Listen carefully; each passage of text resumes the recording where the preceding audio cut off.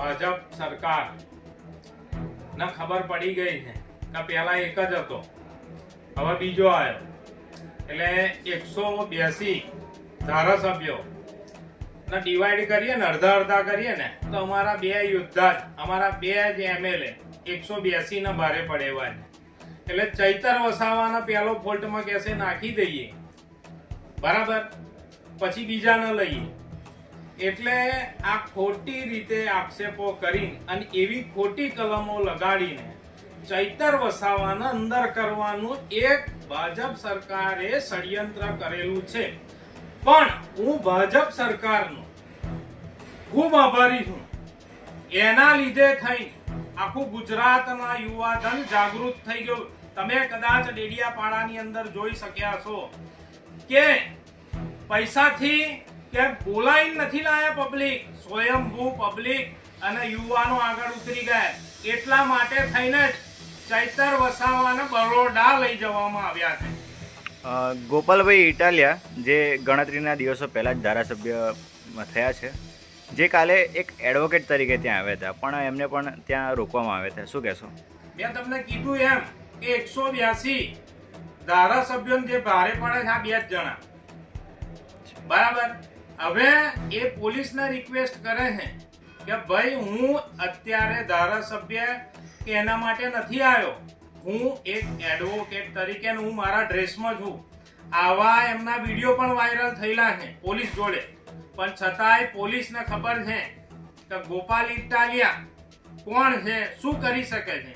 એટલે ભાજપ સરકાર આ પોલીસના આગળ કરીને એમને અટકાવવામાં આવ્યા. જી, આપણે એમના પત્ની દ્વારા ગુજરાતભરના આપના કાર્યકર્તાઓને વડોદરા ખાતે આહ્વાન કર્યું છે, તો શું કહેશો? આહ્વાન કર્યું છે અમે સૌ ગુજરાતના તમામ કાર્યકર્તાઓ અને ગુજરાતના તમામ યુવા ક્રાંતિકારીઓ સમગ્ર બરોડા જેલ આંદોલન ભરવા માટે અમે જઈ રહ્યા છીએ અને ભરી દઈશું. તાકાત જોઈ લઈએ અમે પણ ભાજપ સરકારની કે એમનામાં કેટલો દમ છે, કેટલા દિવસ અમને બધાને જેલમાં રાખી શકે છે લડવા માટે. અને બીજું મારે એ કહેવું છે ભાજપ સરકારને કે જેમ ભગતસિંહ ને ફાંસી અંગ્રેજોએ આપી દીધેલી ને અને આખો દેશ જાગૃત થયો હતો ને, એમ હવે ચૈતર વસાવાને, ગોપાલ ઇટાલિયાને અને આમ આદમી પાર્ટીના એક કાર્યકર્તાને જેલમાં પુરાવો, જેથી કરી આખો ગુજરાત ફરી જાગૃત થશે ને 2027 ની અંદર ભાજપ સરકારના મૂળિયા ઉખેડી ના નાખે તો મારું નામ બદલી નાખજો. આમ આદમી પાર્ટીના કાર્યકર્તાઓને કેવું એવું છે કે ભાજપ ડરી ગઈ છે, શું કહેવામાં? હકીકત છે, ડરી ગઈ છે. એટલા માટે જ પોલીસના આગળ કરે છે, એટલા માટે જ કાવતરા કરે છે. જો સાચી સરકાર હોત તો આ કાવતરા કરવાની જરૂર ના પડે. બીક ના હોત તો આવા ખોટા કેસો કરીને અમારા ધારાસભ્યોને અંદર ના કરત.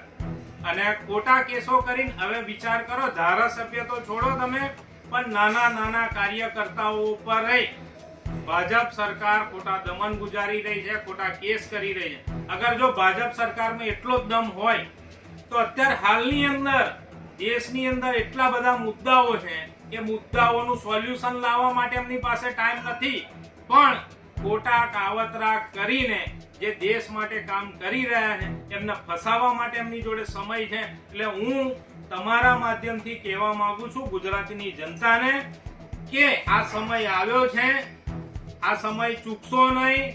ચૈતર વસાવાને સપોર્ટ કરો અને આમ આદમી પાર્ટીના દરેક કાર્યકર્તાઓ જોડે રહી એક ક્રાંતિકારી વિચારધારણા લઈ આ દેશને બચાવો આ ભાજપ સરકારથી. જી, ચૈતરભાઈ વસાવાના પત્નીએ કાલે ગુજરાતભરના આમ આદમી પાર્ટીના કાર્યકર્તાઓનું આહ્વાન કર્યું છે, શું કહેશો?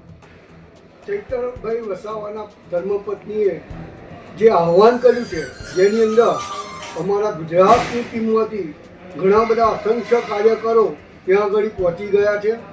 અત્યારે હાલ અમારા ઝોનમાંથી પણ કાર્યકરોને અમે ટીમ વાઇઝ મોકલીએ છીએ, કારણ કે ત્યાં આગળ પણ થોડીક અસુવિધાઓ થાય એવી છે. એટલે અમે ટીમ વાઇઝ ત્યાં આગળ અમારે એ ટીમ, બી ટીમ એવી રીતે અમે મોકલતા જઈએ છીએ. જી ગોપાલભાઈ ઇટાલિયા જે વિસાવદરના ધારાસભ્ય છે પણ કાલે એક એડવોકેટ તરીકે રાજપીપળા ગયા હતા, તેમને પણ ત્યાં રોકવામાં આવ્યા હતા, શું કહેશો? વિશ્વની એક એવી ઘટના છે કે જેની અંદર ધારાસભ્ય ખુદ ધારાસભ્યનો કેસ લડે છે. એ ઘટના કહેવાય કે જેને માટે ભાજપવાળાએ શરમથી ઝૂકી જવું જોઈએ. કારણ કે આ એક પ્રશ્ન એવો છે ચૈતરભાઈનો કે જે કેસ બનતો જ નથી. પહેલાં ધડાકે તો કોર્ટે એને નામંજૂર કરી દીધું રિમાન્ડ આપવાનું. દીપકભાઈ, ચૈતરભાઈ વસાવાની ગત રોજ ધરપકડ થઈ છે. ગોપાલભાઈ ઇટાલિયા ત્યાં એક વકીલ તરીકે પહોંચ્યા છે પણ તેમને પણ ત્યાં રોકવામાં આવ્યા, શું કહેશો? જ્યારે ભાજપ ડરે છે ત્યારે પોલીસને આગળ કરે છે. ત્યાંથી હું મારી વાત ચાલુ કરું છું કે ચેતરભાઈની જે ધરપકડ થઈ છે, જે કેસ બનાવ્યો છે એ તદ્દન ખોટો છે. રહી ગોપાલ ઇટાલિયાજીની વાત, તો આ ભાજપે આપણને ગુંડાગર્દી બતાડી, ભ્રષ્ટાચાર બતાડ્યું, પણ ભાજપ સરકારની અંદર એક વસ્તુ સારી થઈ. આપણને એક વસ્તુ જોવા મળી છે કે એક ધારાસભ્ય બીજા ધારાસભ્યનો કેસ લડશે. અને એક હું પોતે લોનો સ્ટુડન્ટ હોવાના નાતે હું એવું કહેવા માંગીશ કે કોઈ વકીલને કોર્ટ રૂમમાં જતા અટકાવી શકે નહીં. કોઈ કાયદો એવો નથી કે જ્યાં પોલીસ એક વકીલને કોર્ટને અંદર જતા રોકી શકે. તો આ બધું ખાલી ભાજપ સરકારમાં જ થઈ શકે. એટલે આપણને દેખાઈ રહ્યું છે કે ભાજપ ડરી રહી છે.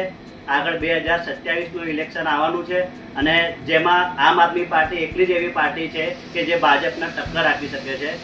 તો આ જે સમગ્ર ઘટના છે એનો હું તદ્દન વખોડી નાખું છું. સાથે સાથે જેટલા કાયદાના જાણકારો છે, વકીલ છે, એ લોકોને પણ આહવાન કરું છું કે આ જે ગુજરાતની અંદર ખોટું થઈ રહ્યું છે એનો વિરોધ કરે. સાથે સાથે યુવાઓને, સાથે જે શ્રમિકો છે, જે લોકો ભાજપનો જુલમ સહન કરી રહ્યા છે, તમામને હું આહવાન કરું છું કે આ ગુજરાતની અંદર જે બી ખોટું થઈ રહ્યું છે એનો વિરોધ કરે અને આમ આદમી પાર્ટીને સમર્થન કરે.